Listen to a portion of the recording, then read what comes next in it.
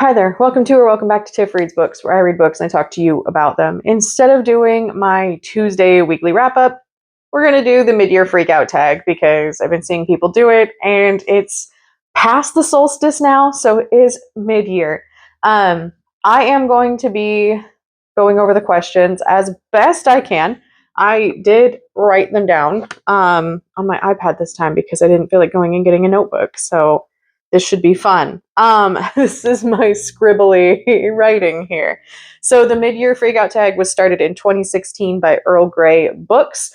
I will tag below or put the link to the original video in the description, so that way you have it there if you want to go check it out. All right, so mid-year freakout tag. There is like 13 questions. I am going to try to go through them without being a wordy bitch to the best of my ability, but we'll see how well that happens. Well, my light died. We're just going to have that harsh overhead light. It kind of makes me disappointed that I actually kind of did my makeup a little bit now. So harsh light it is. Okay. So far, I have read 75 books this year. So this is out of 75 books. I'm going to give you my top five because, well, my current top five. So actually, just yesterday, I posted a little tier ranking of all my top fives for this year. I don't have very many top fives if I take out nonfiction and the poetry books that I've read. So we're going to, yeah, I have made a top five. So let's go through my top five books. This is in order currently, and it does include rereads. So we're going to include rereads for this for the sake of argument. So all of my top five books are Gideon the Ninth. Okay, it's if any year that I read it, it's going to show up in the top. It just does something to my brain. I can't, it does something to my brain. Followed immediately by The Oleander Sword, which was a stunning sequel to a book. Like, so much raw emotion, so much character development. At this point, the whole series is kind of blurring into one long thing for me. So I'm not going to give too many details because one, it's a sequel, and two, I don't remember where The Oleander Sword stops and The Lotus Empire starts. And I'm probably going to reread them soon because I just loved them so much. Tasha Suri is amazing. We'll get into that. So, followed then by Harrow the Ninth as my number 3 spot. The amount of things I picked up on, this was my third read of Harrow. It was my fourth read of Gideon. It's my third read of Harrow. And the amount of things that I picked up on this time that I didn't pick up on before, the emotional responses to things, the like sheer grief in the book, and the exploration of how people deal with grief, and there's so much in that book. And the memory shit, like, honestly, if you give me some memory shit and some emotion, I'm probably gonna like the book. And then I have followed up by that The Faithless, which is the sequel to The Unbroken by C.L. Clarke. This was so good. It was such a good sequel. It got me so pumped for The Sovereign. Picks up pretty much right where things left off. We had a little bit of time pass, but the characters are very much the characters that we knew when we met, and we just kind of continue with their story and the way that it wraps up and what's going to happen in the next book. My God, it was a lot. I was very like, it was just like locked in and ready and going. Really like C.L. Clarke's writing. And then my number 5 is The Jasmine Throne, which I just talked about, The Oleander Sword. So The Oleander Sword is actually my favorite of the series, and that goes right into question number 2, which is the best sequel that you've read this year. And The Oleander Sword is definitely one of the best sequels I've read this year. Obviously, The Faithless, because it's in my top 5, is also a really good sequel, but I think The Oleander Sword just like knocks it out of the park as a mid book, as like a mid series book. So good. Absolutely loved it. And then I also have Down Among the Sticks and Bones as a really good sequel. Honestly, my favorite of the 3 I've read so far, and it really gives you so much character development, and Shannon Maguire's like opinions on childhood and how children are treated by society and the expectations on them and all sorts is just fascinating. And then you add in like vampires and werewolves and like princesses and mad doctors, and it just honestly. A very good novella. Very, very good. Question, honestly, I'm going to keep saying very, very good. So let me try and not do that. Question number 3 is new releases that you have not read yet. So I had to think about this for a minute because I've not really been paying attention to new releases so much this year. I've been focusing on getting these backlist things off my shelves, and so I haven't really sat down and gone through a new releases list. And thinking about this question, I kind of was like, oh shit, I should do that because I was like, there's a lot of good things coming out this year. I really like to be up on what's coming out in horror, especially. Because I think, like, for me, a lot of the newer horror just really does it for me. So paying a little bit more attention to those things is something I want to do a little bit more. But so far, I have Buffalo Hunter Hunter that I have not yet read and I'm really looking forward to. I started it and then I needed to get something else done and I put it down, hoping to pick it up back soon in July and continue with it and finish it off. I'll probably have to reread the first chapter at this point. Bury Our Bones in the Midnight Soil by V.E. Schwab also just recently came out, and I'm very intrigued by that one. I've got a hold on the audiobook through Libby. Really looking forward to it. This is like a 3 women across times thing, and I will also say Silvia Moreno Garcia has a book like that, but hers is witches where these are vampires. I think hers is like the witching something. I can't remember. It's this one. That one is either on my I need to read it or I want to read it. Like it's in there on things I'm looking at because I really do like Silvia Moreno Garcia. That one is on there, and then Brighter Than Scale, Swifter Than Flame by Neon Yang is one that keeps popping up. I had it on a list when I initially did back in like November, look at like books that were coming out in the first quarter of the year. This was on my like things to pay attention to because it sounded really intriguing and I read Neon Yang before. So I do want to read that one. And I believe that one is out recently. And then Hungerstone, which is a Carmilla retelling that I keep meaning to like read and keep not and definitely interested in that one. And then Faith Breaker by Hannah Kaner. And this is a weird one because if you've been watching, you know I'm not really keen on this series, but I'm stuck in now and I gotta finish it. So that's one I will be reading. Also, the covers of these have no business being as pretty as they are. Most anticipated upcoming releases, question number 4. So The Sovereign is the finishing of the Faithless, of the C.L. Clarke series that starts with The Unbroken and is the Faithless. I think it's The Magic of the Lost. That one comes out this October, and I am so excited for that one. Then also Tasha Suri has a new book coming out called The Isle in the Silver Sea that sounded intriguing. I don't want to go too much into what all these books are. But that's on my list. Hazelthorn by C.G. Drews. I have an ARC, so I just need to sit down and read it. But I really, really liked Don't Let the Forest In. And this is another YA forest rot horror. And I think C.G. Drews just did such a good job setting up a really intriguing atmosphere that I want to see what they do next. And then I have Girl in the Creek by Wendy Wagner, I think it is. I went to a panel at Emerald City Comic Con that she spoke at about this, and I've seen other people talking about it. It sounds like something I would be really interested in. It's set in the Pacific Northwest. Love Pacific Northwest horror. It should be hopefully interesting. I think it comes out next month. Okay, question number 5. Question number 5 is the biggest disappointment so far, and I have 2. The Song of Achilles. I really wanted to like it. It is so loved by so many people, and I just honestly hated it. I have a whole video about how much I hated it. I just couldn't do it. It didn't, I don't know. I just felt like it just didn't do enough, I think, for me. I have just so many opinions on it. You can go watch that if you're interested. It's a very long rant video about why I don't like it. And then Cursed Cocktails by S.L. Rowland. So I had read one other S.L. Rowland book before this, and it was like a lit RPG novella that I found. It was like a 2-hour listen, and I was like, let me see what lit RPG is. Sounds good. It was fine. I think S.L. Rowland is an okay writer.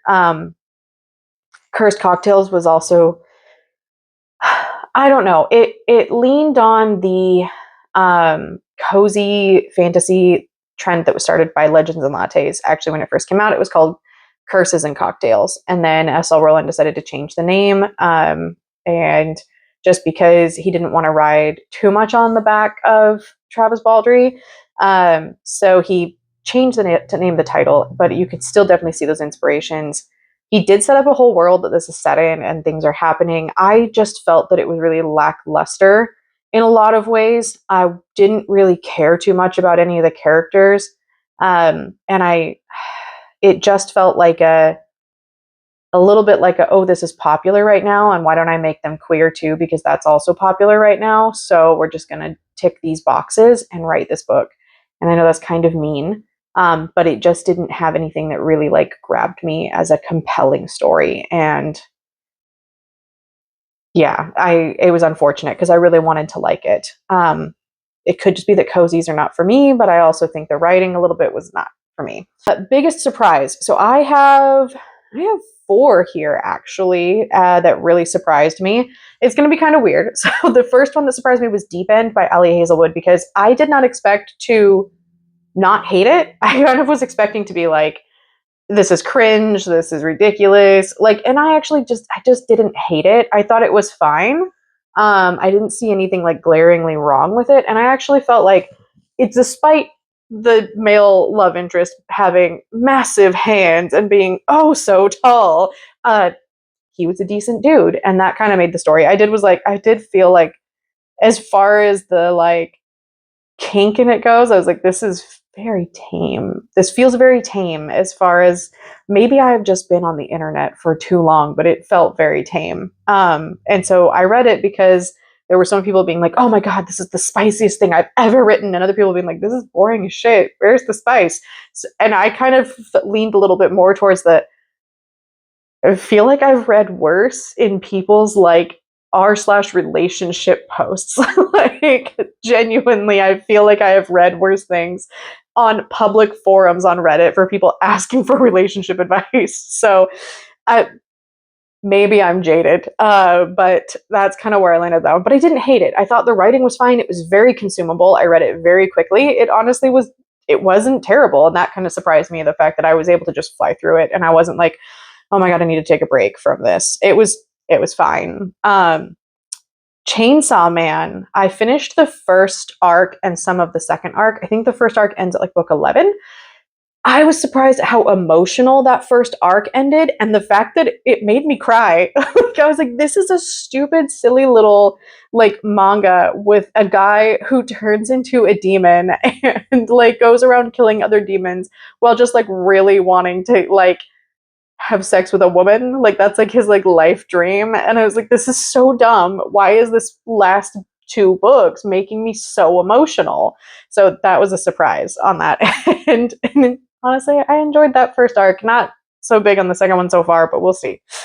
Someone You Can Build a Nest In is another one that surprised me, because I was having such a good time. And I have seen so many mixed reviews on this that I wasn't sure I was going to like it, but I had such a good time. It was funny. It was emotional. It was unique. It was creative. I really liked the fact that it had an asexual romance in it. And we delved into like, what is love, and we were learning what is love through a character who had never experienced it, because they are not human. And that was fascinating like, from that aspect. But it wasn't just the monster that was asexual. It was also the main human character too. So it wasn't just like oh, this is a monstrous being. Of course it isn't asexual, which is always a bit weird. I won't speak on that too much as someone who is not like been in that community, but it does feel weird when you're like, oh hey, here's an alien or here's a monster, and they are the queer person, but you had both people and it was sapphic. And so I think that one, I wasn't sure how it would go, and it was fun. It was fun, and it was funny, and it was gross, and I enjoyed it a lot. And I think that kind of surprised me. And then the last one is The Resurrectionist, which I actually read like early in the year. It's like my second or third book of the year or something like that. And this is a debut, and it is set in Edinburgh, and it is a Achillean historical kind of romance thriller. Like, it kind of does all of these things, like a mystery thriller with a heavy romance plot line. and I really enjoyed it. I liked the character development. I liked the plot line. I thought it was fun. I It was good. It surprised me. I wasn't expecting much when I opened it up, so I'm very happy to have that. Question 7 is your new favorite author. So I have 3 tentatively.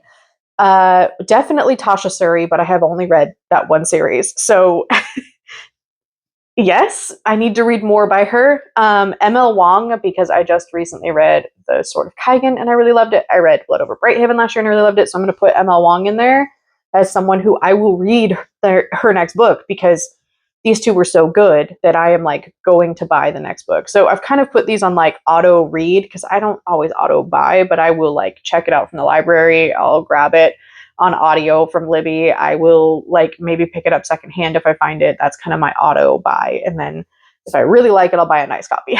It's kind of where I am. I'm very weird about these things.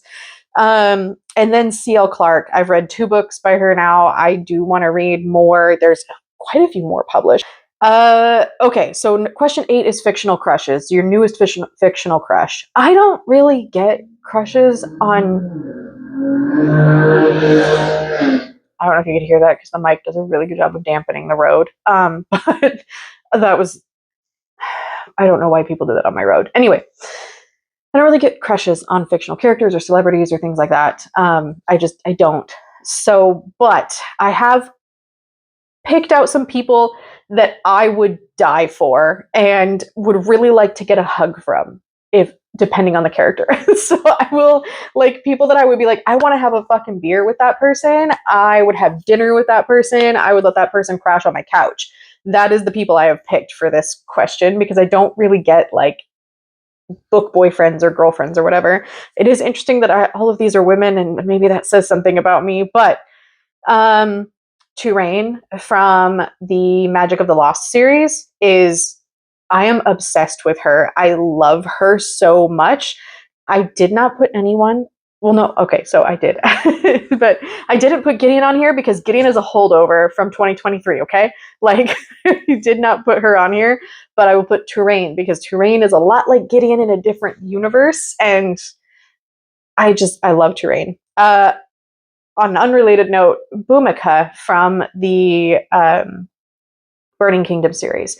Bhumika is just such a solid, strong character.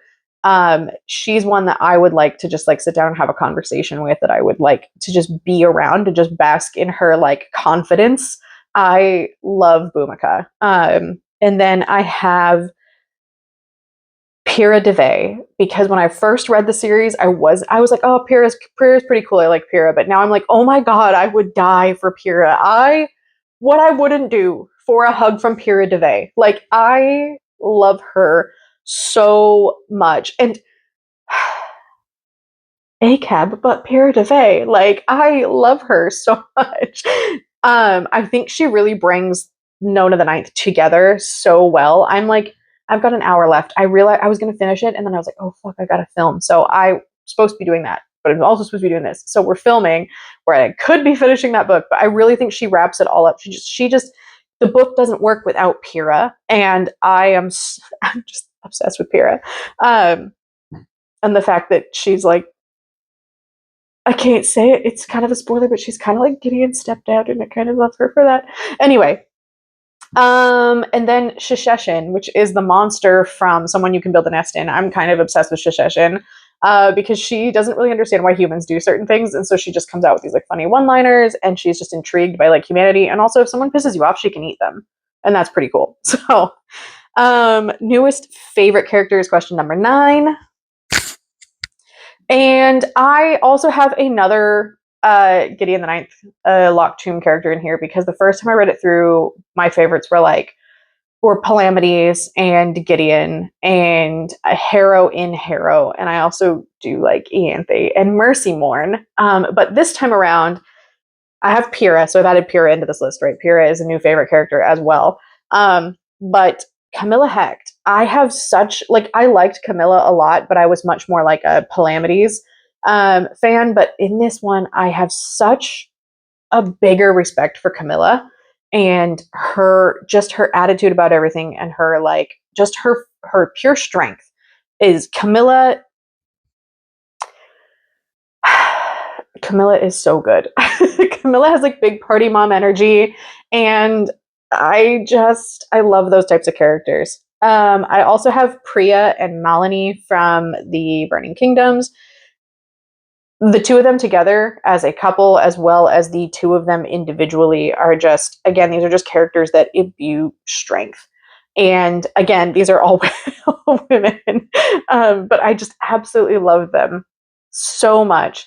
And then I do have Aniran on here, which is a change from all the other ones. So Aniran is the love interest from The Resurrectionist, and he is just a solid, like, he's just a solid guy, and I just really appreciate him. Okay, we're moving on because this is taking too long.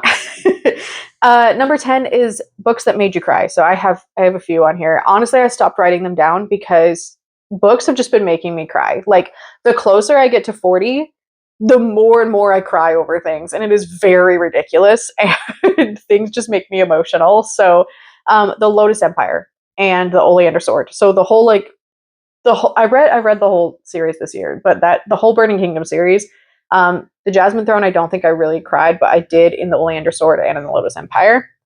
Harrow, I definitely cried this time in Harrow. A Prayer for the Crown Shy made me fucking cry, which was great because I was driving and I was like, stop telling me it's okay to not be okay. I'm one of those people that if you're like, it's not your fault, I start crying. It's really terrible. I keep my exoskeletons to myself. I joked at the time that I gave it 5 stars because I gave it 1 star for every time it made me cry.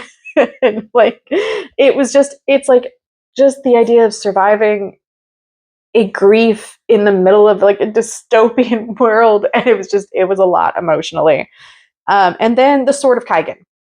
There's a very specific arc in it, and it wasn't the one that you think it is. It's actually like it was the emotional fallout between Misaki and her husband, whose name I can't remember right now because I hated him through most of the book. But it was their like emotional fight that really did it for me. So moving on to books that made you happy. A Wizard's Guide to Defensive Baking, T. Kingfisher, and it was just funny. It was a middle grade, like upper middle grade, lower YA. It was just funny, but also like the magic system was so unique and intriguing, and I just had a really good time listening to it. I picked it when I was like, I am so emotionally overwhelmed by the world, and then I was like, let me read a T. Kingfisher middle grade, and then it was like, surprise, isn't war terrible? And I was like, God damn it, T. Kingfisher, but I enjoyed it still. It was still what I needed. I put Gideon et al. So the Locked Tomb series has, as much as it has also made me cry, it has made me happy. Like, it's just one of those things where I just love it so much that I just get this like endorphins when I read it. And then A Study in Black Brew, actually, which is an indie book by Maria Howalt. Yes. Or is it Marie? I can't remember if it's Marie or Maria. I'm sorry. I heard Howalt.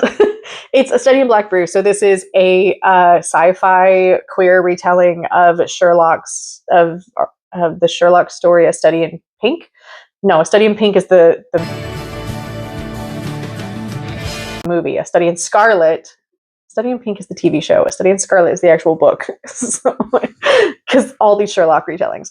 But it's a retelling of A Study in Scarlet, and I enjoyed it immensely. I was like just having a good time, like, let's solve this mystery, and then suddenly I was like, oh my god, we're solving it. I'm near the end. How did I read that so fast? Because I was just like enjoying it. It was good. It was very good. I really enjoyed it. Most beautiful book you purchased? I don't know. I genuinely don't know because I can't remember at this point what I purchased this year and what I purchased last year. I saw the sticker on it. So I think this one is very pretty because it is the hardback of a series that I really loved. I find this pretty. I don't know if it's not really like, it's not spray. The other one that I think is really pretty is this one. And again, it's just a hardback. It has some damage up here, but I just love this cover in particular. This is one of my favorite covers of the trilogy, and I think it's really pretty. And I got it for $2. I got it used for $2, so it's like a little faded here, but I still think it's good. Also, I really think this one is stunning. The artwork is just, look at it. It's so pretty. And then the hardback is also very pretty. So this one, Angels Before Man. I think the back cover, no, the back cover doesn't have anything on it. But like, look at the, like, it's so pretty. So definitely this one. And the last question, number 13, books to read by 2026. So essentially I have series I want to finish.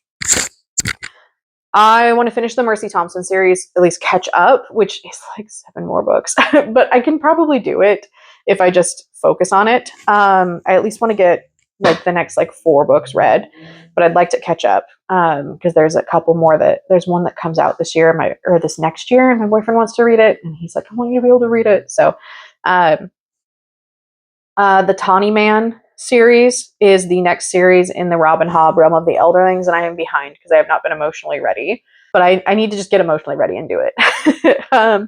And then the Wayward Children series, I would like to get caught up on that because a new one comes out in January. I would like to get caught up. They're novellas. I don't have to read. They're only like 10 that I need to read, and they're short. And then The Sovereign comes out, which will finish the Magic the Lost series, and I want to finish that. I'm begging for an Electo this year, but I don't think we'll get it. I just would like some information. And then one from my backlist that I do really want to read is The Last Unicorn. I've had it for 2 years since I bought it at a thrift store. I really need to read it. I would really enjoy reading it. I just want to get it read. So that's something that I'm going to push myself to read because I know I'm going to enjoy it when I pick it up. I just need to pick it up. So that is where I'm at.